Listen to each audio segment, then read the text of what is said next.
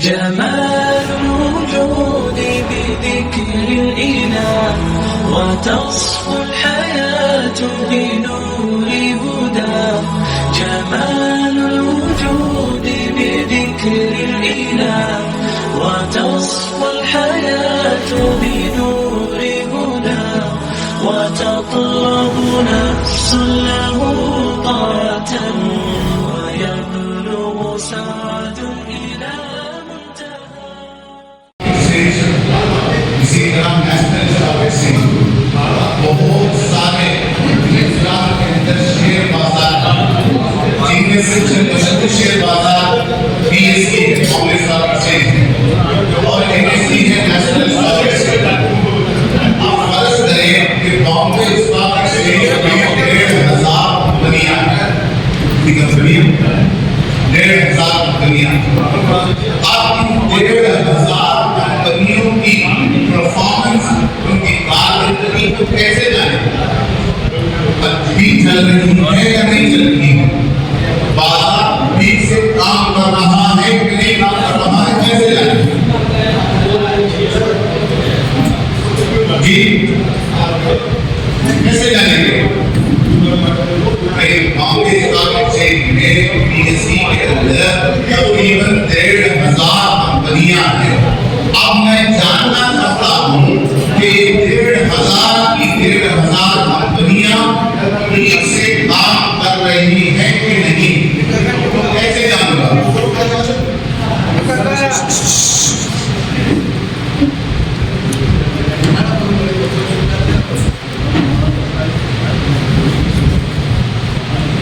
इसी तरह से नेशनल स्टॉक एक्सचेंज में 1,200 कंपनियां हैं। कितनी कंपनियां? 1,200 कंपनियां। अब मैं जानना चाहता हूं कि एनएसई नेशनल स्टॉक एक्सचेंज अच्छा काम कर रहा है कि नहीं कर रहा है? क्यों कि मैं देखूंगा कि बीएसई की कंपनियां अच्छा काम कर रही हैं तभी तो पैसा लगाओ। अगर बीएसई की कंपनियां अच्छा काम करने नहीं दिखा रही हैं, नुकसान ही उनका हो रहा है, तो भला ऐसी सूरत में मैं सरमायाकारी करके इन्वेस्ट करके क्यों नुकसान हुआ?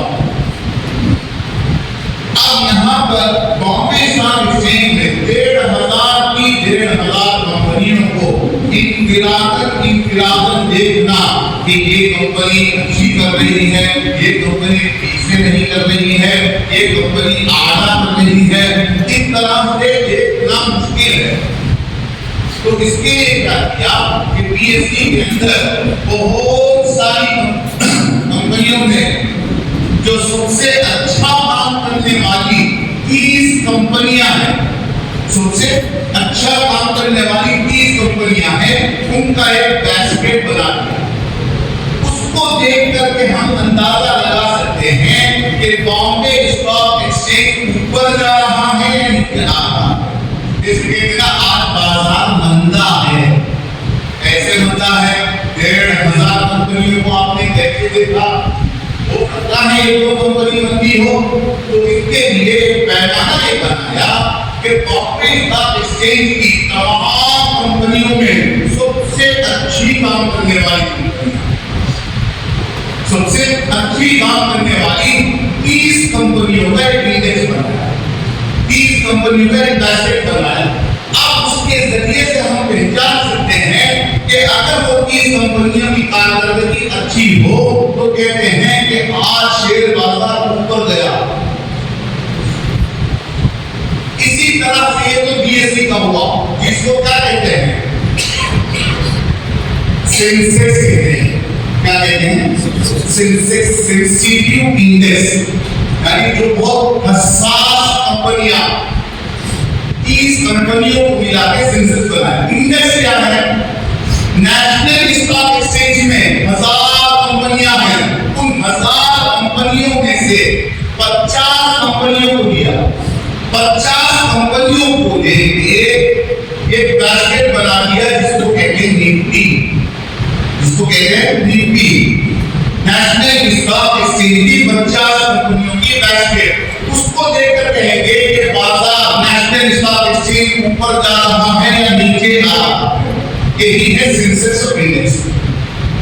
अभी सवाल एक और होता है, मिसाल के तौर पर मैं अगर शेयर को खरीदना चाहूं तो खरीद सकता हूं कि नहीं खरीद सकता? कौन खरीद सकता है? शेयर की खरीद कौन कर सकता है? कोई नहीं कर सकता है। जिसको अकल हो, जिसके पास पैसा हो, जिसको समझ हो, जिसको नॉलेज हो, उससे आसान मिसाल के तौर पर पालन से आपको अहमदाबाद जाना है, आप अपनी गाड़ी में चला के जा सकते हैं। अगर आपको रास्ते का इल्म हो, उसके तकरार से वाकिफ हो, उसके फिक्रों से वाकिफ हो, तो आप क्या करते हैं कि अपनी सवारी पर खुद ही चला के जाते हैं। लेकिन मारे मतलब ऐसा होता है कि काम चल रहा है, मुझे नहीं पता कि कहाँ पर लेना है, मुझे नहीं पता, मैं नया आदमी हूँ, तो मैं क्या करूँगा कि बजाय रिस्क लेने के एक ड्राइवर को हायर करूँगा और उसकी मैं उसको तनख्वाह दूंगा, कहूँगा कि मुझे यहाँ से वहाँ छोड़ दो, आपको इतनी कीमत दूंगा। यही फर्क है शेयर्स के और म्यूचुअल फंड के, शेयर्स के और म्यूचुअल फंड के दरमियान। शेयर्स में क्या होता है कि बंदा खुद खरीदता है, खुद बेचता है, लेकिन म्यूचुअल फंड में क्या है कि बंदा खुद खरीदने और बेचने के बजाय एक प्रोफेशनल जो फंड मैनेजर कहते हैं उसको पैसे दे देता है कि आप मेरे जानिब से शेयर्स खरीदे और बेचें, आप मेरी जानिब से शेयर्स खरीदे और बेचें। अब ये म्यूचुअल फंड है, इसकी कुल 5 किस्में हैं। म्यूचुअल फंड है, इसकी 5 किस्में और दूसरी बात म्यूचुअल फंड की ये है, मिसाल के तौर पर मेरे पास 10,000 रुपए हैं, मैंने क्या किया, एक कंपनी का शेयर खरीदा। अब ये कंपनी आगे बढ़ेगी तो मुझे नफा होगा, अगर घाटे में गई मुझे नुकसान होगा। इसके बजाय मैंने क्या किया कि 10,000 को बजाय एक ही कंपनी में लगाने के मुख्तलिफ कंपनियों में लगाया, 10 कंपनियों में लगाया, जिसकी वजह से 2 कंपनी को नुकसान ही हो जाए, 2 कंपनी ऐसी ही है, 2 कंपनी को नफा हुआ और अपनी 2 कंपनी को और भी ज्यादा नफा हुआ। तो इसकी वजह से रिस्क क्या है, खतरा क्या है, महदूद हो जाता है। अब इस तरह से म्यूचुअल फंड में क्या होता है, फंड मैनेजर जितने लोगों ने पैसा लगाया हो उन तमाम को एक हाउस बना के, पूल बना के उसमें डाल देता, इन पैसों से मुख्तलिफ कंपनियों के शेयर खरीदता है, उनको खरीदना बेचना सारी निगरानी वही करता है। अब उसकी वो फीस देता है, कैसे फीस देता है, 1 साल तक अगर आपका अकाउंट मेंटेन किया, आपकी जानिब से खरीदा और बेचा, बाकी म्यूचुअल फंड 2,000 लेते हैं 1 लाख पर साल में फीस, बाकी म्यूचुअल फंड 3,000 लेते हैं, बाकी म्यूचुअल फंड 4,000 लेते हैं। शरअन इस तरह से कारोबार करना जायज है कि क्या?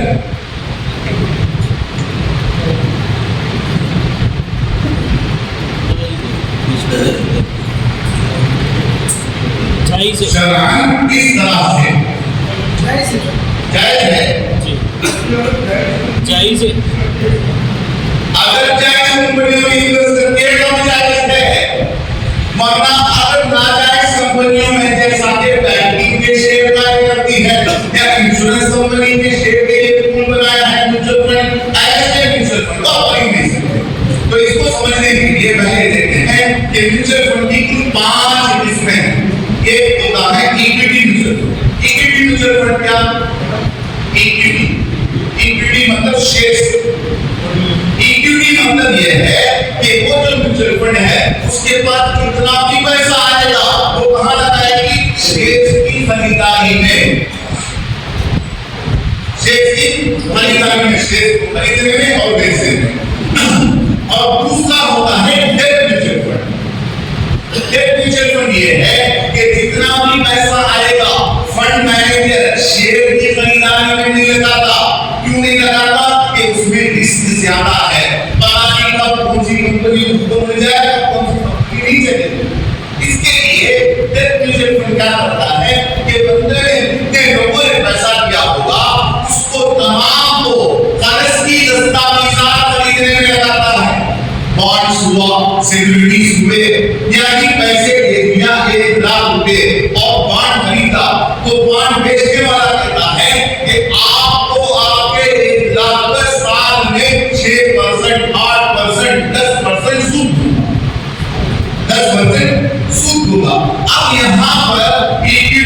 म्यूचुअल फंड के मुकाबले में ये म्यूचुअल फंड जरा रिस्क फ्री समझा जाता है। क्यों रिस्क फ्री समझा जाता है? नुकसान का एहतिमाल नहीं, आपका ज्यादा से ज्यादा ये होगा कि नफा कम होगा, असल रकम तो काफी रहेगी, किस बुनियाद पर काफी रहेगी, कर्ज होने की बुनियाद पर काफी रहेगी। अब बता बताइए, ऐसे म्यूचुअल फंड में इन्वेस्ट करना जायज है नहीं जायज? इसके लिए मुफ्ती की जिम्मेदारी है। अगर कोई बंदा पूछता है कि मुफ्ती साहब मैं म्यूचुअल फंड में लगाना चाहता हूं, उससे पूछे कि कौन सा म्यूचुअल फंड है, जैसे देखिएगा कि मोदी साहब नहीं बातें कर रहे हैं और दूसरे मोदी के पास हम क्या कर रहे हैं? हमारी जिम्मेदारी है कि हम सवाल करें। तो दूसरा तीसरा म्यूचुअल फंड मखलूत म्यूचुअल फंड होगा, हाइब्रिड म्यूचुअल फंड कहते हैं। यानी जो फंड मैनेजर होता है, मतलब 1 लाख रुपए लोगों ने जमा किए, उसको ना तो मुकम्मल तौर पर शेयर्स में लगाता है, ना मुकम्मल तौर पर बल्कि उसको कहां लगाना है? दोनों में मिला के लगाता है, थोड़ा अंदर लगाया थोड़ा इधर लगाया। ऐसे म्यूचुअल फंड में लगाना जायज नहीं जायज? नहीं जायज। क्यों? कि पहले हमको एक तहकीक कैसे करें कि भाई ये किस बुनियाद पर लगा रहा है, ये यहाँ पर लगाने की जरूरत क्या है, क्यों खरीद रहा है, लिहाजा कुल्ली लोग हम स्वीकार कर सकते, इजाजत दे सकते। चौथा है solution oriented mutual fund. Solution oriented mutual fund के अंदर 2 तरह के फंड आते हैं, उसमें से एक होता है रिटायरमेंट फंड, दूसरा होता है चिल्ड्रन फंड। रिटायरमेंट फंड क्या? कि जब तक बाप ने कमाई की, बीवी भी सलाम ठोकती है, बच्चे भी सलाम ठोकते हैं, जैसे ही कमाई खत्म हुई, रिटायर हुआ, घर में बैठा, उसको कहते हैं बेकार बंदा। तो क्या कहते हैं? बेकार बंदा। मेहनत से ये लोग काय होते हैं, लेकिन इंसान की मेंटालिटी ऐसी होती है कि जब रिटायर हो गया, अब उसको आमदनी का मुस्तकिल जरिया नहीं होता, तो इंसान की हैसियत घट जाती है। और बाप इसने औलाद को इस काबिल बनाया, उससे अगर पैसा ले खर्च के लिए और भी इज्जत बढ़ जाती। इसके लिए म्यूचुअल फंड का एक कॉन्सेप्ट दिया गया कि आप एक काम करें, आप जब कमा रहे हैं, आप जब कमाई कर रहे हैं, उसी मौके पर माहाना कुछ ना कुछ रकम डालें। ये रकम हम क्या करेंगे? म्यूचुअल फंड कंपनी कहती है कि हम गोल्ड बेस्ड इन्वेस्टमेंट में लगाएंगे, सोने की बुनियाद पर जो इन्वेस्टमेंट है उसमें लगाएंगे।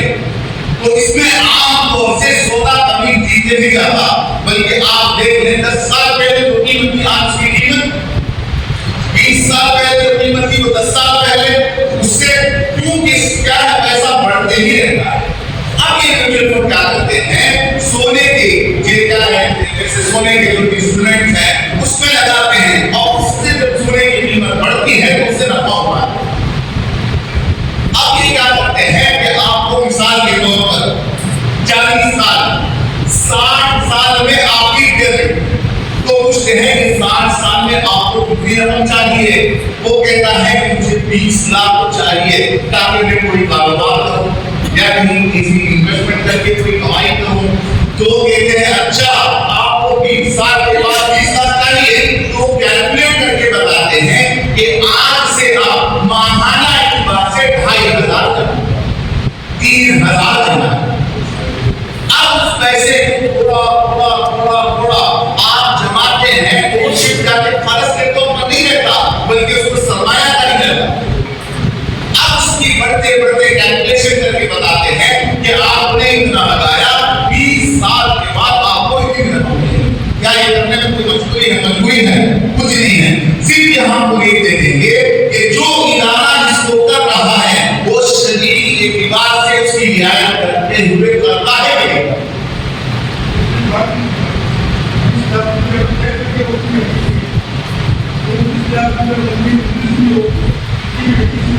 यहाँ तय करने का मतलब तखमीना है, यहाँ तय नहीं करता, नहीं देता, वो कहता है आपको कितना चाहिए।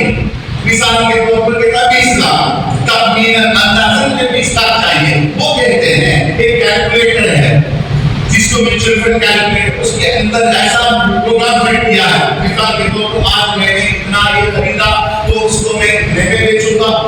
एस्टिमेशन करते हैं, अंदाजा। जरूरी नहीं कि 20 साल के बाद 20 भी आपकी है, 22 भी मिल सकता है, 19 भी मिल सकता है, 18 भी मिल सकता है। यहाँ पर अंदाजा मुतायन करते हैं, यहाँ पर एक अंदाजा मुतायन। और ये जो म्यूचुअल फंड होता है लॉकिंग पीरियड के साथ, लॉकिंग पीरियड मतलब आपने आज से शुरू कर दिया, बीच में कहा कि भाई लड़की का निकाह तो 10 साल बाद होगा, चलो आज उसका क्या करते हैं, मंगनी कर देते हैं, तब निकालना भी चाहे तो नहीं देते। लॉकिंग पीरियड के साथ होता है। इसके लिए क्यों करते हैं ऐसा, ताकि उसको सेविंग की आदत में पड़े। हमारे पास खासतौर से मुस्लिम कम्युनिटी का हाल ये है कि हम सेविंग तो करते हैं और कल कमाने की उम्मीद पर आज 10 गुना कर्ज लेते, फिर गंदा होके दूसरों को इल्जाम लगाते हैं कि भाई माशरा गंदा हो गया, हमारी मदद नहीं करता, कोई बिना शुल्क कर्ज का निजाम नहीं है, आपने कर्ज क्यों लिया। तो इसके लिए अगर ये चीज शरीयत की बात से उसकी याद करके चले तो इसमें हम क्या कर सकते हैं, इन्वेस्ट कर सकते हैं। ये कंपनी है हिंदुस्तान में जो इस तरह का काम करती है, सेंसेक्स के नाम से हैदराबाद में। वो क्या करती है, मिसाल के तौर पर एक बच्ची पैदा हुई, 3 साल बाद आने माशाअल्लाह अल्लाह ने रहमत दे दी। अब जैसे जैसे उम्र बढ़ती है उसकी इम्यूनिटी बढ़ना शुरू है, रहमत साथ में नुक्ता लगा देती है। अब क्या करता है बंदा, फिर बुराइयां करता है, माशाअल्लाह खराब हो गया। क्यों खराब हो गया कि यहाँ पर किसका निवारण हो गया, इसका जहेज का, इसका। हालांकि हजरत ने जब शादी कितना लिया उस जमाने में होता था, क्योंकि भाई कोई सेटअप नहीं है, कोई अकलमंदी नहीं है कि आज बच्ची पैदा होगी आप उसके लिए पहले से कोई तो ऐसा इंतजाम करे कि जब वो बालिग होगी, जब वो शादी की उम्र की होगी, आप किसी के सामने हाथ ना फैलाएं।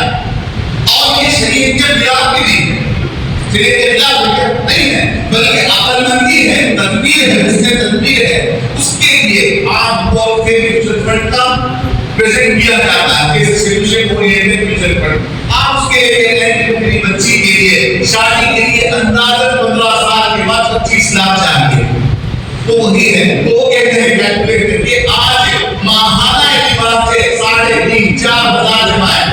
3.5-4 मतलब क्या है, 15 समंदर, और उस पैसे को जो म्यूचुअल फंड कंपनी है वो मेंटेन करती है और वो सालाना के एतबार से 2 या 3% सर्विस चार्ज फीस देती है। तो ये हो गया 5वां म्यूचुअल फंड। 5वां mutual fund other mutual fund कहते हैं। अदर म्यूचुअल फंड जैसे मौलाना ने पूछा, सेंसेक्स है, निफ्टी है, इंडेक्स में इन्वेस्ट करते हैं, इसमें इन्वेस्ट करते हैं इंडेक्स में। अब यहाँ पर भी कोई सवाल है, अगर इंडेक्स की तमाम कंपनियां शरिया कंप्लेंट को तब तो कर सकते हैं, अगर तमाम की तमाम कंपनियां शरिया कंप्लेंट आपको होती भी लिहाजा ऐसे म्यूचुअल फंड में इन्वेस्ट करें। और एक सवाल होता है, मौलाना हम कैसे पहचाने कि कौन सा म्यूचुअल फंड शरिया कंप्लेंट है, हलाल है।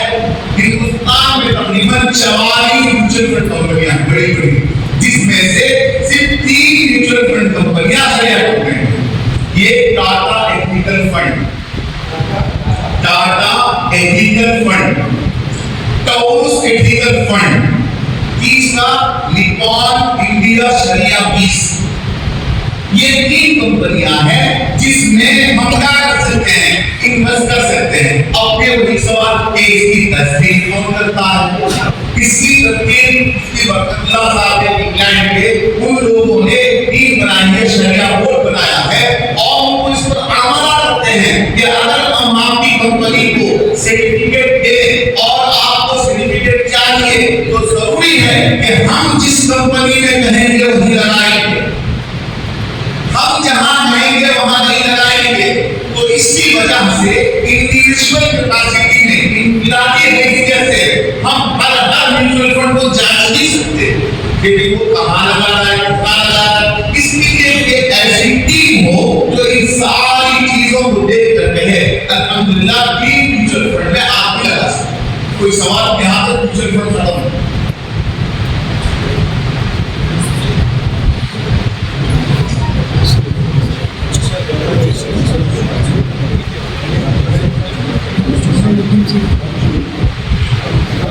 Thank you.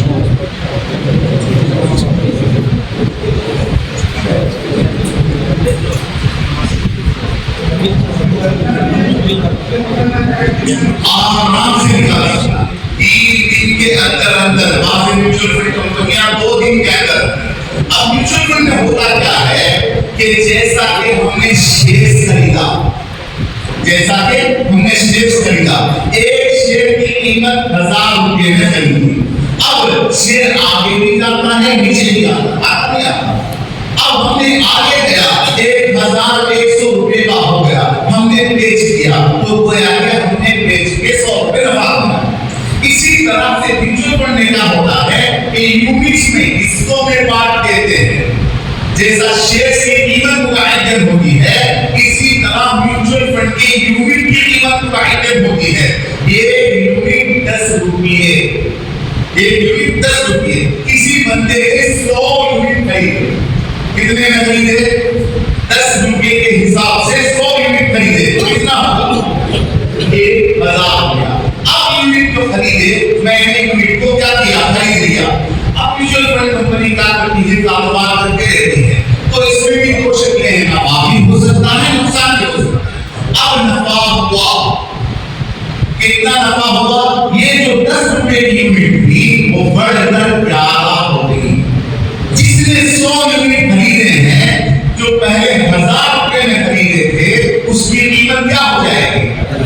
1100 हो जाएगी। आप अगर बेचना चाहें, जो आपका जो फंड मैनेजर है, आप उसको सिर्फ ईमेल करें या आप खुद अपनी समाप्ति दे सकते हैं। जैसे ही बेचेंगे तो वो क्या करेगा? कंपनी खुद उसको खरीद लेगी, उसकी उस वक्त की मौजूदा आपको आपके अकाउंट में पैसा आएगा। अगर खुदा न खास्ता नुकसान हो गया, यानी 10 रुपए में खरीदा था, किसी भी वजह से, हालात की वजह से कुछ भी हो सकता है ना कारोबार में, 9 रुपया आपने खरीदा था 1000 रुपये में और ये यूनिट की कीमत थी 10 रुपये। अब 9 रुपये होने की वजह से उसकी मौजूदा कीमत कितनी हो जाएगी? 900 रुपये। अगर आप बेचेंगे तो आपको कितना मिलेगा? और कोई सवाल? दूसरी कंपनी कौन सी बताई जी? जो आपने 3 कंपनी बताया उसमें से दूसरी कौन सी? Taurus ethical fund, Tata ethical fund, Taurus ethical fund, Nippon India शरिया 20। मैं इंशाल्लाह ये शेयर करता हूँ स्लाइड्स वगैरह, क्योंकि वक्त नहीं है।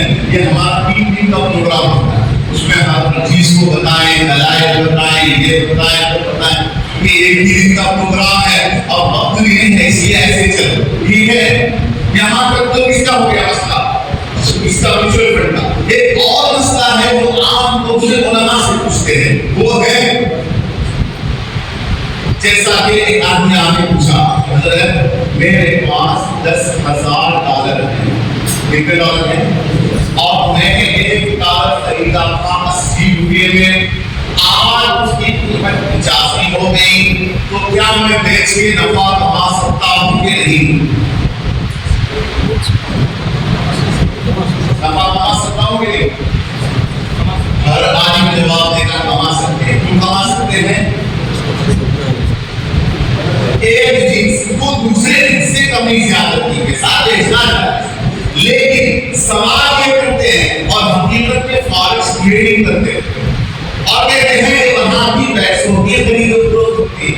2 चीजें अलग अलग हैं। ये करेंसी ट्रेडिंग, ये जो मैंने शक्ल बताई, ये करेंसी ट्रेडिंग है जिसको फॉरेक्स ही कहते हैं, लेकिन इस्तिलाही फॉरेक्स ट्रेडिंग की शक्ल सूरत अलग होती है। और साई क्या करता है, अगर मुझे को इसकी पूरी कैफियत मालूम ना हो, सीधा साधा सवाल कहता है मैं तो पैसे को देगा और वो भी एक चीज की नहीं बल्कि इंडियन करेंसी को देके फॉरेन करेंसी यूएसडी खरीदा या रियाल खरीदा, ये जायज है नहीं जायज? अब भी कहते हैं शराब तो जायज है। अब उसको लेके बाद लोग क्या करते हैं कि यहाँ पर से फॉरेस्ट ट्रेडिंग के नाम से बड़ा प्लेटफॉर्म जो दुनिया की सबसे बड़ी कारोबार 5.3 ट्रिलियन का कारोबार हमारे हिंदुस्तान ने कहा 2030 तक इंडियन इकोनॉमी 5 ट्रिलियन को पार कर देगी, यहाँ हर रोज कर रही है। कैसे करते हैं इसको देखें। क्या मतलब? मिसाल के तौर पर आज $1 की कीमत 83 रुपीस है, 83 रुपये 83 रुपये। तो मैंने क्या किया, ऑर्डर किया कितना खरीदने के लिए, $1,00,000 खरीदने के लिए। $1,00,000 के लिए कितना चाहिए, 83 लाख। यहाँ भी इंट्राडे की तरह बीच में दलाल आते हैं, पूरा लगाने की जरूरत नहीं है। क्या लगाने की, 1,00,000 कितने हजार की, 1,00,000 डॉलर की होती है और लाख के हिसाब से ही वो खरीद फरोख्त होती है। वो कहते हैं कि आपको 1,00,000 के लिए 83 लाख रुपए लगाने की जरूरत नहीं है, बल्कि कितना लगाए, 8,30,000, 10%, बल्कि 5% की ऑफर अभी किसान के तौर पर 10% की ऑफर है। 8,30,000, 8,30,000 और 8,30,000 अदा किया किसने, मुश्तरी ने, खरीदार ने। बकिया जो 90% है वो कौन देती है, ब्रोकर देते हैं। अब इन पूरी रकम को रख के 8 लाख कितना है, 83 लाख, 83 लाख के डॉलर खरीदा, 83 लाख के डॉलर खरीदा। इत्तेफाक से हिंदुस्तान का पैसा कमजोर नहीं हुआ, डॉलर मजबूत हो गया। क्या हो गया, डॉलर मजबूत हो गया। क्या मतलब कि 2 रुपये $1 पर बढ़ गए, 83 के बजाय 85 हो गए।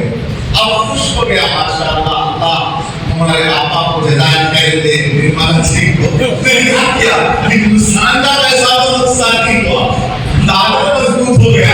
अब वो क्या करेगा, सेल ऑप्शन दबाए, वहां तो खरीदा था, अब यहाँ बटन दबाएगा तो मैं इसको बेचता हूँ। जैसे ही बेचेगा तो कितना नफा पाएगा,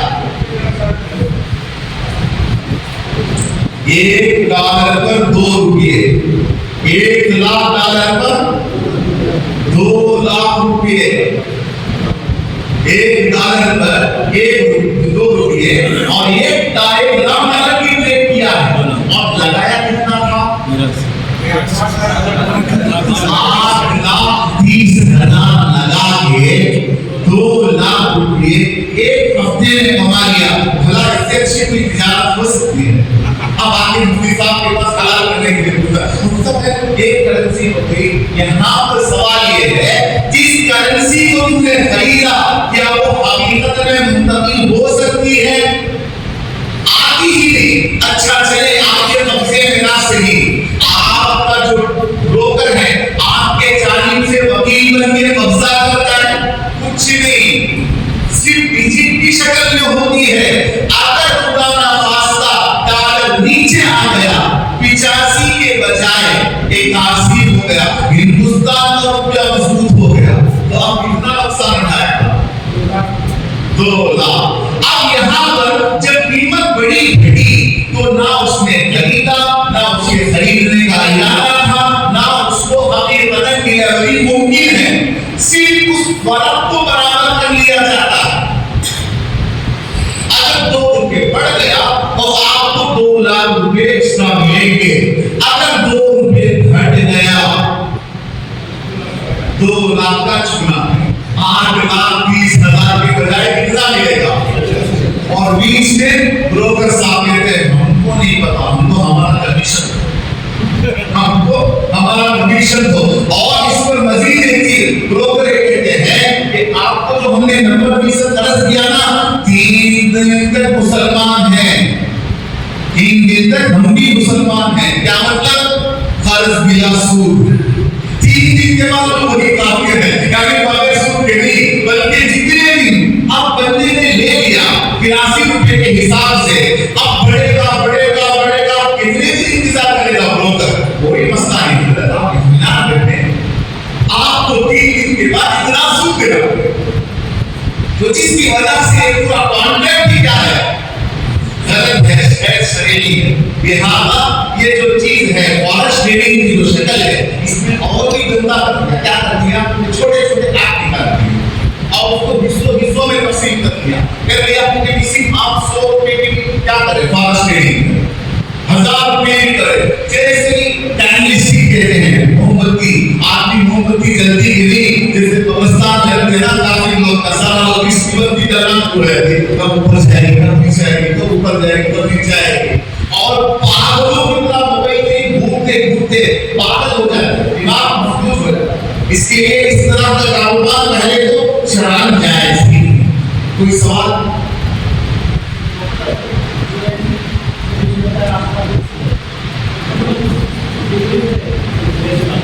जी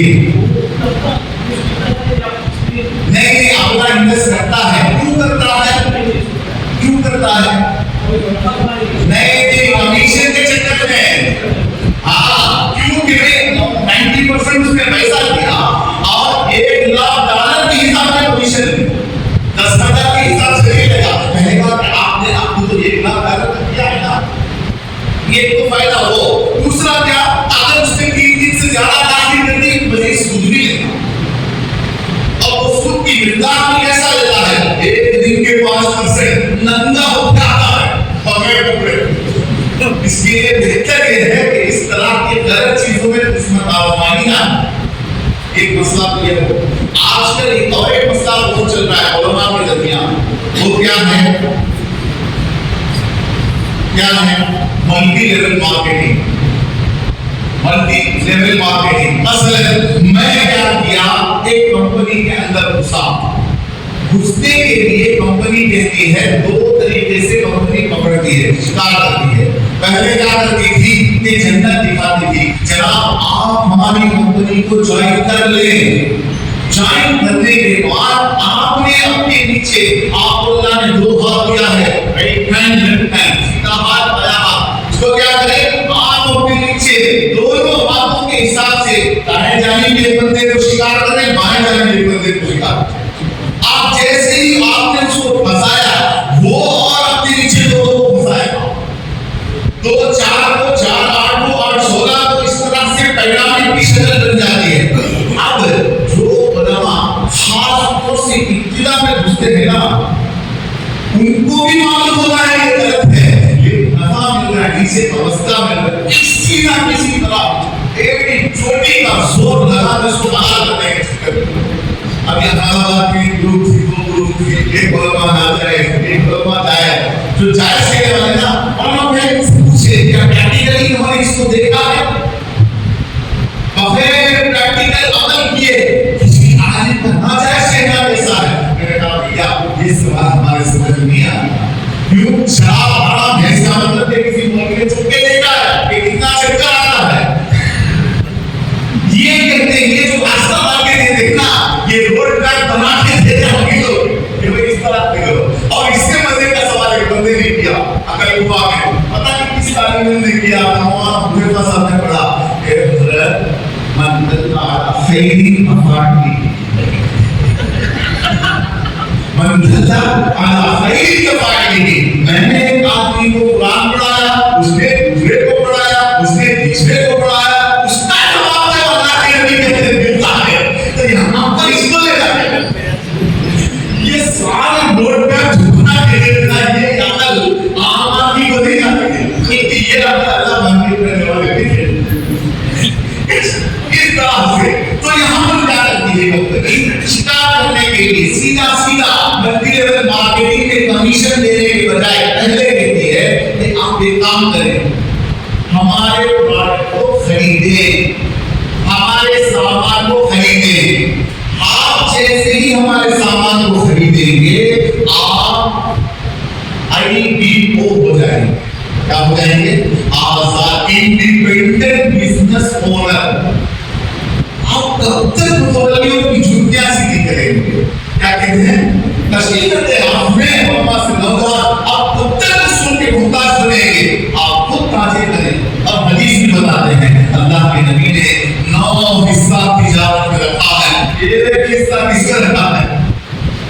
अब बंदे को मोटिवेट करने के लिए, और खास तौर से इसमें उलमा उसने पकड़ते हैं कि एक आलिम जितनी अच्छी तशकील करता था दूसरा नहीं करता। दूसरी चीज, जब आलिम अमल में मुब्तला हो गया तो दूसरों को दलील वली की जरूरत ही नहीं, उनको मतलब क्या है, अरे भाई मौलाना लगे हैं, उन्होंने साथ लगाया है, माशाल्लाह जिम्मेदार है, इस तरह से दिल्ली में साफ कर दिया, कंपनियों ने बेड़ा खराब कर दिया। तो इस तरह से पकड़ते हैं। अब अंदर लाने के लिए स्टार्टर बैकअप देते हैं, क्या कहते हैं? Starter backup. और स्टार्टर बैकअप का मतलब ये है कि आपको हमारी कंपनी में आना है, दाखिल होना है, इसी तरह पकड़ना है ना। पहले क्या था, मेंबरशिप फीस थी। आप लोग सोचते हैं कि मेंबरशिप फीस दे के अंदर जाना, जाके तस्वीर करना, अगर पहले ही बॉल में आउट हो गया तो फिर मेरा ये मेंबरशिप फीस से बेकार हो जाएगी। इसके लोग नहीं आते, अब उसको क्या किया, बदल दिया, मेंबरशिप फीस नहीं, स्टार्टर पैक। स्टार्टर पैक क्या, उसमें कहते हैं कि हमने इसमें हेल्दी प्रोडक्ट रखा है। आप बहुत कमजोर है, आप बहुत कमजोर है, कौन सी कंपनी है, फॉरएवर। क्या कहते हैं कि आपको इम्यूनिटी बूस्टर देंगे, आपको ऐसा शहर देंगे कि जन्नत के बाद सेकंड यही है। और ऊपर क्या लगाते हैं, चकमा, और कहते हैं 1500 ऑस्ट्रेलिया का शहर है। 5000 की स्टार्टअप है, जो खरीदता है बंदा हकीकत में देखेंगे तो 1200 भी नहीं देते। अब चूंकि उसका मकसद उसको खरीदना नहीं है, बल्कि जैसे वो धोखा खाया है इसी तरह दूसरे लोगों को धोखा में मुब्तला करेगा। 5000 का किसी को दूसरे को तस्लीम करके अंदर लाएगा। कंपनी देती है आपको, आपकी हक़ुल खिदमत दी जाएगी 10%, क्या दी जाएगी 10%। अब मैंने क्या किया, मैं तब दाखिल हुआ, मैंने अपने नीचे 2 आदमी को लगाया, अब फिर उनको ने 4 को लगाया, उनकी भी 10%, फिर 4 ने 8 को लगाया, उनकी भी 10%। तो इस तरह से 8 स्टेशन या 10 स्टेशन, हर कंपनी का मॉडल अलग अलग होगा। फिर उसके बाद कहते हैं कि आप हमारे गोल्डन मेंबर बन गए, क्या हो गए, अब तक लोहा थे, अब सोना बन गए। अब आपको क्या मिलेगा, 15%। अब जरा भला देखिए, इस तरह की जब लालच दी जाती है तो क्या किसी बंदे का बचना आसान है। और दूसरी चीज, इस तरह से फंसाने के लिए आमतौर से इवेंट ऑर्गेनाइज की जाती है, लाइव इवेंट, बड़े बड़े स्टार्स को बुलाया जाता है, सुपरस्टार्स को, कभी इसको बुला लिया, कभी इसको बुला लिया, और बुला के कहते हैं एक आदमी को बुला के उसके हाथ में इतना चाबी है, सरकार की चाबी होती है, इतना लंबा चाबी दिया, और वो आगे पीछे दुकान जबरदस्त अच्छेदार तस्वीर करता है कि आप जब वहां पर बैठे हैं 2 साल पहले मैं भी फकीर नहीं था, आज अल्लाह ने मुझे तरक्की की कि मेरे अकाउंट में 5 लाख रुपए हैं। अब बता ये 5 लाख रुपए और कार मिल रही है, इसमें अक्सर तो हम नहीं होता, बल्कि सेटअप होता है। बाद में 50 रुपए दे के चाबी ले, 50 रुपए दे चाबी ले, जितना ड्रामा करना था चलो। लेकिन उस ड्रामे की वजह से पब्लिक के अंदर जो इन्होंने ये जो तासुब बिठाया, लोग फूट पड़ गए। इस कारोबार को करना शरअन इसमें दाखिल होना जायज है कि जायज? क्यों जायज नहीं?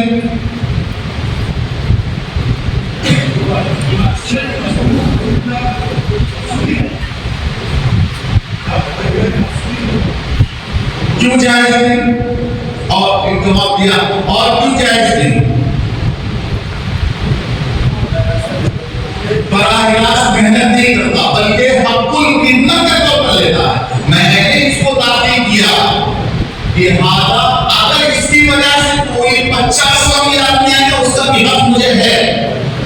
यहाँ पर दारुल देवबंद का फतवा ये है कि हम हर चीज को आम बनकर के नाजायज जायज नहीं करेंगे, उसके अंदर देखेंगे कि कहाँ तक कौन सा अमल जायज।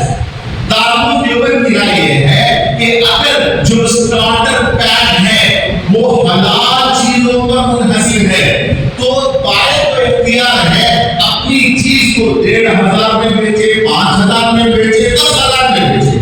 अगर आप राजी हैं तो उस स्टार्टर पैक का खरीदना जायज। इसी तरह से आपने क्या किया, अपने नीचे एक बंदे को तश्कील किया जो बिल वास्ता ही है, नहीं मिला वास्ता है, कि वास्ता कुछ नहीं है, डायरेक्ट मैंने तश्कील किया, तो फिर उसकी उजरत लेना, उसका कमीशन लेना तो आपके जायज है। लेकिन आपने इसको तश्कील करके दाखिल करवाया, उसने अगर किसी तीसरे ने चौथे ने पांचवे को, इनका आपको कमीशन लेना जायज नहीं। लिहाजा दारुल देवबंद की राय है कि पहले स्टार्टर पैक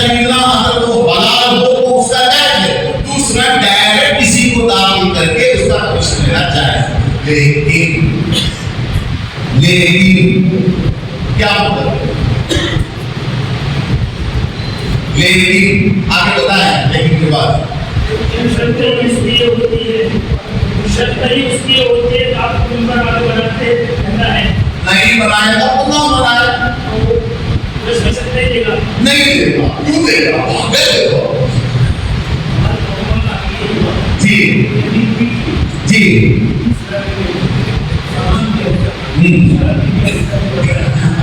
सुना भी लगा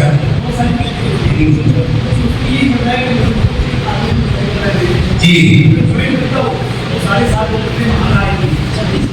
36 महीने बताइए।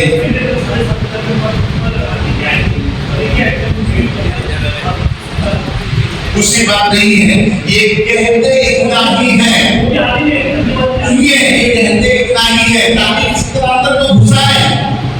अब घुसाने के बाद फिर उसको उसका काम खत्म, इसके लिए जरूरी है अगर कोई आदमी कहता है या कोई भी बंदा कहता है तो आप उससे कहें डॉक्यूमेंटेशन दिखाएं, कागजात दिखाएं, कंडीशंस दिखाएं, एग्रीमेंट दिखाएं, उसके जरिए ही आप पहचान सकते हैं जबान से जो कह रहा है और हकीकत क्या है, दोनों में मुताबिक है नहीं।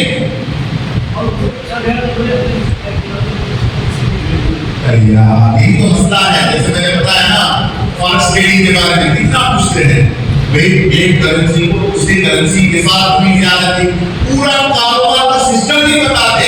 अब यहाँ पर मुफ्तियाने किराम की जिम्मेदारी है, जो बंदा इस तरह से कहता है जबान की बातें लेकर एग्रीमेंट दिखाए, कागजात दिखाए, उसके जरिए तकलीफ के बाद कोई बंदा क्या कि हजरत मेरी कंपनी हलाल है नहीं है, उसको सिर्फ उस कंपनी के जिक्र करता तरीकेकार को मद्देनजर रखकर फतवा नहीं देते कि इनकी जिक्र करता सूरत के मुताबिक क्यों आपकी इस फतवे की बुनियाद पर 2 करोड़ की सरमाया करें। लिहाजा वो कहते हैं कि जब तक इसका इंस्पेक्शन नहीं होगा, प्रैक्टिकल इसको नहीं देखा जाएगा, और सामने देते हैं कि अगर आपकी कंपनी को फतवा चाहिए, सर्टिफिकेट चाहिए, तो आपके डे टू डे होने वाले ट्रांजैक्शंस की निगरानी के लिए उलमा रखें, वो भी उलमा रखें जो हम कहें, ताकि क्योंकि इसके पीछे सरमाया लग रहा है, उम्मत का पैसा लग रहा है। आज जो तबाह हुई है उम्मत, खासतौर से हीरा में, अय्यबे में, यहाँ पर भी मौलवी साहब ने फतवा दिया, लेकिन फतवा कैसे दिया उसकी बयान करता सूरत के मुताबिक। भाई पहले तो फतवे के अंदर नीचे जो स्टार लगाते हैं इतना इस तरह से लिखते हैं, और दूसरा फतवे की जबान इल्मी होती है, हमारा आदमी नहीं समझता, बल्कि आवाम को सिर्फ मौलवी साहब का दस्तखत देंगे और फतवा क्या है उस वक्त के हाल के मुताबिक हुक्म है बस। उस वक्त के हाल के मिसाल के तौर पर एक बंदा मौलवी साहब के पास गया, मौलवी साहब के पास कहा कि हजरत रमजान आ गया, साल हो गया, मेरे पास 12,000 रुपए हैं, तो क्या मुझ पर फर्ज है ज़कात अदा करना? क्या बोलेंगे? क्यों? ना चांदी के निसाब को ना सोने के निसाब, लिहाजा 12,000 पर क्या नहीं है, ज़कात नहीं है। अब वो क्या किया, से सील मार के लाके पूरा फ्रेम करके नीचे अगरबत्ती जला के रख दिया। अब चंद दिनों के बाद कमाता रहा 12 लाख रुपए का मालिक हो गया। अब उससे कहें जनाब आप 12 लाख के मालिक के ज़कात देना आपको फर्ज है, भाई फतवा दे, भाई वो फतवा तो उस वक्त आप वकील ने 12,000 के मालिक के, जैसे ही आप निसाब के मालिक होंगे वो फतवा अल्लाह हो जाएगा। ये चीज आवाम को समझ में नहीं आती, और हमारे बहुत सारे शरीयत स्कॉलर्स क्या करते हैं कि कंपनी को तरकीबन बढ़ाने के लिए आपका नाजायज फायदा उठाएगी, और फिर एक कंपनी ने इस तरह की फतवे की आड़ में 50,000 करोड़ का घपला किया, और उसकी जो धूप खड़ा हुई है मीडिया में, उसको जो गंदे गंदे अल्फाज से गालियां दी गई हैं, क्योंकि पैसे का मामला है, वहां पर भाई भाई को नहीं देता, मौलवी साहब को क्या दे देगा। इसके लिए मामला के सिलसिले में आप उसकी हिंदी की जिद्दी करें, अगर कोई इंफॉर्मेशन देने तैयार है आप उसे कहें किसी दूसरी जगह चल जा, हमारे पास यहाँ पर जैसे है खास तौर से अगर मैं कमर्शियल मार्केटिंग वगैरह में लोग कुछ ना कुछ छोटा बना के खुलवा लेते हैं। इसी तरह से फाइबर का एक और मसला क्या है, मलेशियन प्रोडक्ट्स बताती है और मलेशियन प्रोडक्ट में हलाल सर्टिफिकेट की बात करती है। हलाल सर्टिफिकेट में अगर आप देखें तो मलेशियन प्रोडक्ट की सर्टिफिकेट होती है कि ये प्रोडक्ट यानी इतर है, इसी तरह से साबुन है, इसी तरह से शहद है, उसकी भी सर्टिफिकेट देते हैं। उस सर्टिफिकेट को रख के हम लोग बना के देते हैं हमारे पास वहां की शरिया बोर्ड की हलाल सर्टिफिकेट। इसके लिए जरूरी है कि इस तरह के मसाइल है, जैसे मैंने कहा इब्तिदाअन तो उलमा ने इजाजत दी, एक को स्टार्टर पैक खरीदना और दूसरा डायरेक्ट आदमी को लगाना, लेकिन इस तरह के बिजनेस में ना तो स्टार्टर पैक खरीदना मकसूद होता है, बल्कि इस तरह के बिजनेस में लाइन लगा के आदमी को नफा कमाना चाहता है। क्यों?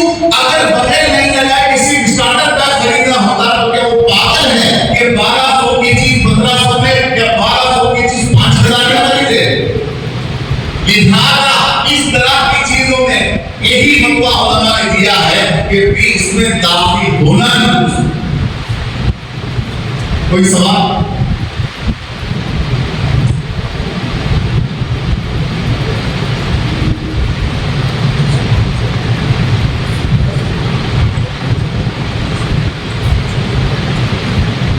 नहीं बोलो, आगे बढ़े। जी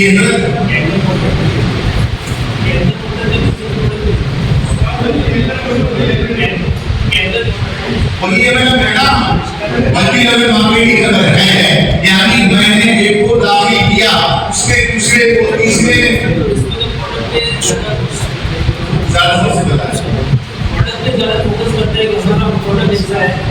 कैंडल मॉडल का जो मशीन रहता है 1,64,000 3 लाख का पैसा मशीन का पैसा लगता है और उसका ऐसा लगता है कि कोई मार्केट में वो मशीन मिलता नहीं है, ऐसे एक दूसरे को बेचने से बेचने से अगर आपने बेचा और कंपनी ने आपको आपके तशकील करने पर दिया तो वही मसला है कि डायरेक्ट आपने उसको आमदा किया और वो जाके मार्केटिंग चार्जेस आपको दे दिया। यहाँ तक तो कोई मसला नहीं है, आपने एक को दाखिल करा दिया, लेकिन आप कह रहे हैं कि ये चीज आसानी से नहीं मिलती, ना मिलना कोई दलील नहीं है। आप तीसरे ने आपके वास्ते के बगैर किसी को उल्लू बना के चौका बना दिया। वो लोग ऐसा कहते हैं कि कोई भी कंपनी होती है अपना प्रोडक्ट वो होर्डिंग वगैरह करके या तो जैसे भी मतलब मार्केटिंग करके जो पैसा खर्च करती है 30% 40% तो वो डिवाइड करती है, इसके अलावा दूसरा कुछ नहीं। एक चीज है ना, पुराना ने बताया, वो कहते हैं कि हम कमीशन क्यों दे रहे हैं, हम कमीशन क्यों दे रहे हैं, इसलिए दे रहे हैं कि खुफिया कंपनियां करोड़ों रुपए एक बंदे को दे रही है। किसको दे रही है? शाहरुख खान को ला के खड़ा किया, आप उसको 1 करोड़ दे दिया, भला बताइए करोड़पति को करोड़पति बना रहे हैं, हम आपको फकीर बना के दे सकते हैं। वो कहते हैं कि आप किसी को उल्लू बनाए, बना के आप तीसरे को ना भी बनाए, फिर भी आपको जो दे रहे ना, चौथे के पैसा जो दे रहे ना, वो कौन सा दे रहे हैं? वो मार्केटिंग का पैसा, मार्केटिंग हो कुछ भी हो, आपके लिए लेना क्या हुक्म लगता है और इस दुनिया पर ले रहे हैं, वो अच्छी बात भैया। आप मार्केटिंग के पैसे इस तरह हदिया कर रहे हैं। एक बंदा शुरू में दाखिल हुआ, उसने तीसरे को दाखिल नहीं कराया, चौथे ने तीसरे ने चौथे को नहीं कराया, चौथे ने पांचवे को नहीं कराया, उसके बावजूद क्या उसको देंगे? क्यों नहीं दे रहे? क्योंकि चैन नहीं चाहिए। इसके लिए जैसे आपने बताया इन तमाम चीजों को उलमा के सामने हमने तो उसूल बता दिया, हमने तो उसूल बता दिया, आप उलमा के सामने रखें। इन सारी चीजों को उलमा की जिम्मेदारी है कि उसके खास तौर से जो अग्रीमेंट बनाना इतना डिफिकल्ट बनाते हैं और ऐसी लैंग्वेज इस्तेमाल करते हैं कि हर बंदा अगर वो आलिम के साथ साथ अंग्रेजी दान, फाइनेंस और अकाउंटिंग को नहीं जानता तो उनको पकड़ नहीं सकता।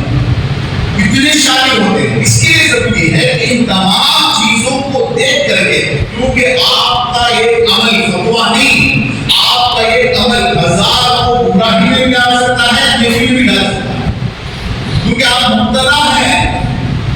कीमत आपको देके चलेगी। और वहां पर बेंगलुरु वगैरह की कंपनियां डूबी हैं, इसके पीछे वजह क्या है कि मोदी साहब ने लगाया, जितने मुसल्ली हैं सबने लगाया।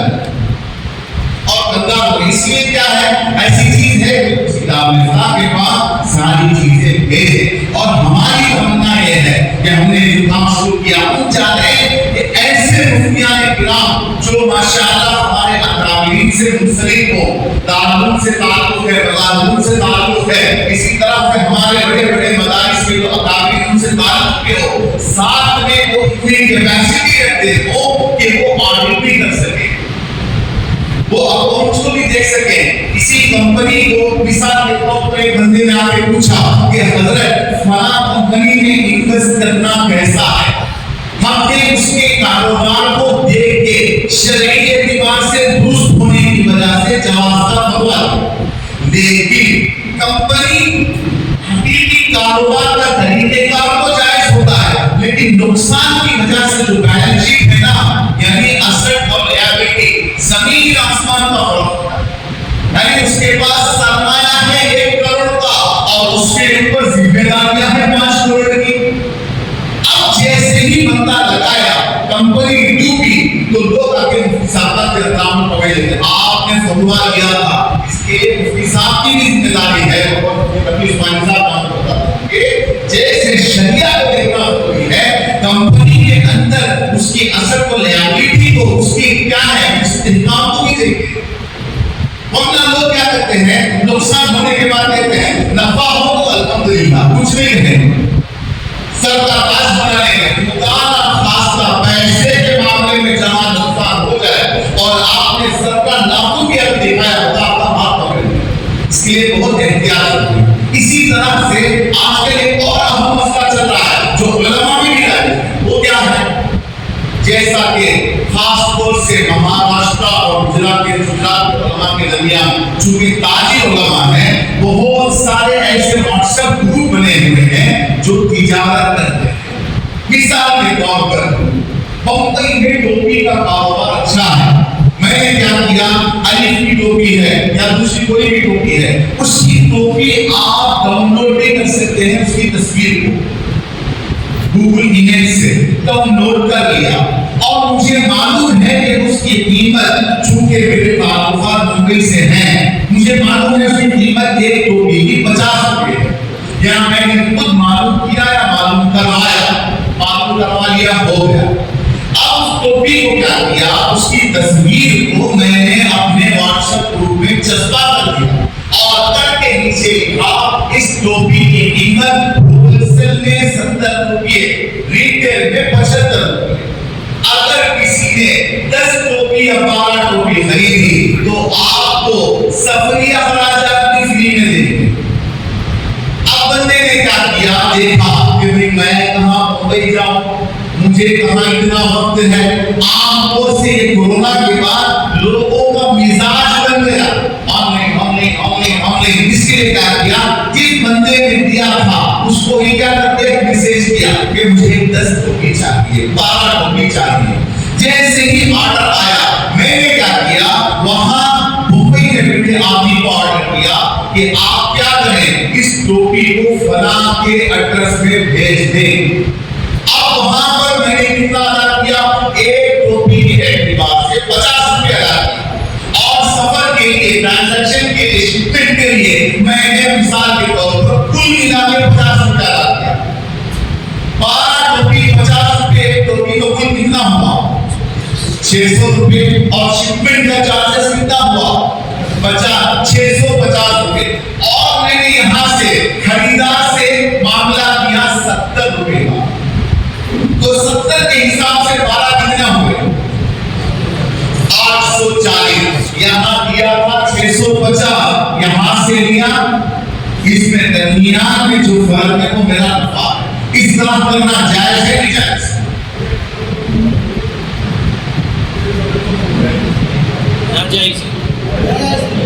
इसी को जरीन इस्तिलाह में ड्रॉप शिपिंग क्या कहते हैं, ड्रॉप शिपिंग। इसको और थोड़ा वैज्ञानिक बना दिया। कैसे वैज्ञानिक बनाया, जैसे मुझे दुकान खोलनी है मार्केट में, कोई बाजार में, तो मैं क्या करता हूँ, ऑफिशियली दुकान को देखूंगा, वहां पर किराए को तय करूंगा, किराया दे के लूंगा, फिर सामान खरीद के उसमें रखूंगा। लेकिन आजकल क्या किया जाता है, शॉपिफाई नाम से एक वेबसाइट है, शॉपिफाई, जहां पर आप अपनी ई दुकान, ई स्टोर खोल सकते हैं, यानी इलेक्ट्रॉनिक दुकान खोल। जैसा हकीकी दुकान होता है, इस तरह से इलेक्ट्रॉनिक दुकान खोल। जैसे वहां पर हकीकी दुकान के अखराजात आते हैं, इलेक्ट्रॉनिक दुकान का खर्च क्या होगा, शॉपिफाई ने अपने नाम से दुकान पूरी किया, इस तरह से पूरी नाम रखा ताकि लोग समझे कि कौन सा मुसलमान। तो क्या करते हैं लोग, इस तरह से माशाअल्लाह प्यार टोपी वाली है माशाअल्लाह, इस तरह से क्या करते हैं लोग नाम रख के दुकान। अब उसकी क्या करता है वेबसाइट वाला, उसकी कुछ रकम लेता है, ले लिया दुकान खोल ली। जैसे मैंने कहा, इस तरह से बहुत सारी चीजें होती हैं, जैसे फ्लिपकार्ट में, अमेज़न में, वहां से लेके तस्वीर यहाँ डाल दिया, हाथ से लेके तस्वीर यहाँ डाल दिया। यानी मैंने क्या किया, मैन्युफैक्चरर से डायरेक्ट बात किया, जो टोपी बेचता है दुकानदार से डायरेक्ट बात किया कि भाई काम करो, मैं आपकी टोपी को मेरे स्टोर में मैं लगाऊंगा, अगर ऑर्डर आएगा तो मैं आपको उसकी ऑर्डर की डिटेल्स दूंगा। आप क्या करेंगे, मेरे बिजनेस एड्रेस के साथ, मेरे तिजारती पते के साथ आप मेरा जो माल है, मेरे जो नाकी है उसको पहुंचा देंगे। अब जैसे ही मिसाल के तौर पर एक तारीख से मैंने बात कर लिया, अपने ई स्टोर में उसको लगा दिया, मिसवाक है, टोपी है, इधर है, कुछ भी। जैसे ही ऑर्डर आया, चूंकि पहले से मेरा मामला हो चुका है, मैं उसको कहता हूं कि फलां एड्रेस को भेज दूंगा। जैसे मैंने आपकी तफसील बताई, तो उसके दरमियान का जो फर्क है, ये फर्क उसका नफा है। तो उसके बारे में उलमाए इस्लाम की राय है कि ये चीज शरअन नाजायज है। क्यों नाजायज है? यहाँ पर बैअ क़ब्ल क़ब्ज़ है, बैअ क़ब्ल क़ब्ज़ है। अब एक सवाल होता है, अच्छी बात चलिए नाजायज है, किसी जायज शक्ल क्या हो सकती है,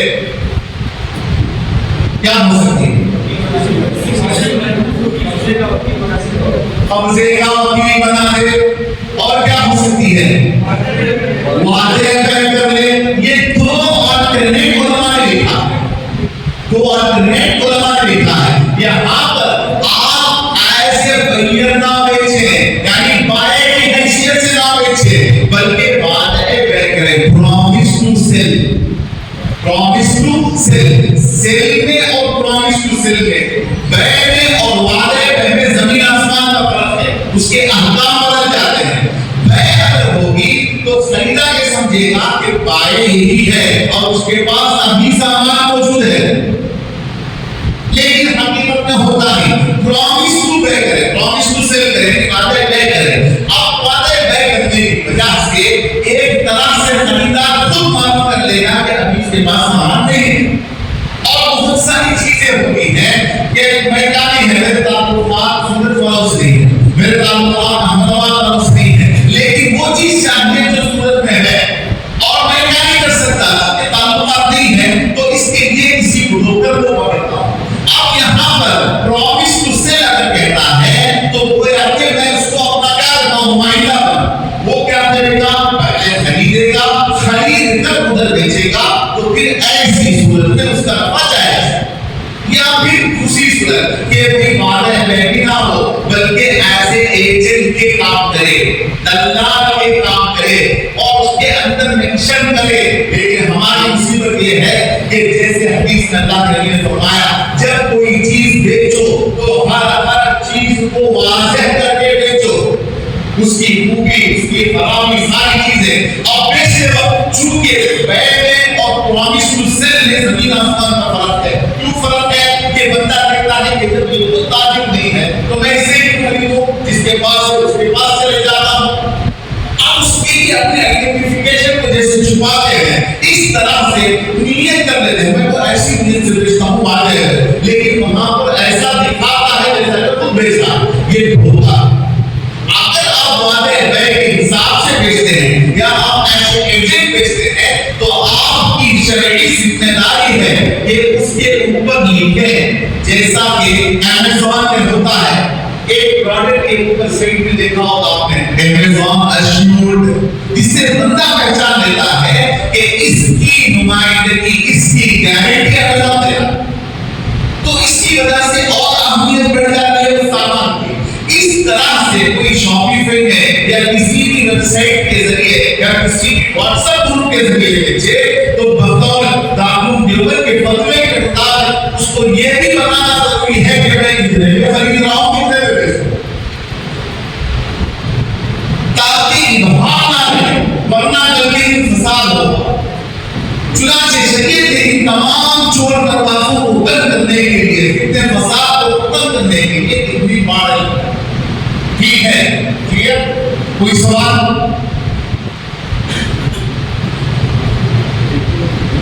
जी, क्रिप्टो अगर शुरू करेंगे पूरा मतलब होगा, ये अच्छा है, इंशाल्लाह देखते हैं। दोपहर में जो जरूरी इमाम है, खास तौर से जीएसटी का मसला है, बहुत होगा।